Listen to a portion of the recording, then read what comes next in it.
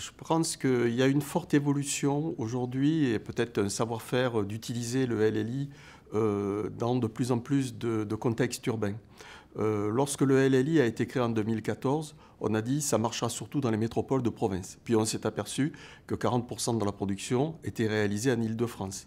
D'abord en première couronne, mais aujourd'hui pas simplement. On a beaucoup de projets en deuxième couronne. Alors évidemment autour de points nodaux, autour de gares et autres, donc là les projets marchent très bien, mais on a aussi donc en deuxième couronne beaucoup de logements intermédiaires. Je peux citer Évry par exemple, où on a donc des conventions avec l'université parce qu'il y a une préfecture, donc l'hôpital. Je citerai aussi par le biais de partenariats qu'on a avec des organismes HLM comme les résidences Yvelines Essonne. On réalise du logement intermédiaire pour faire de la mixité à l'envers, par exemple, dans des quartiers qui sont des quartiers où on n'aurait pas spontanément fait ce type de logement.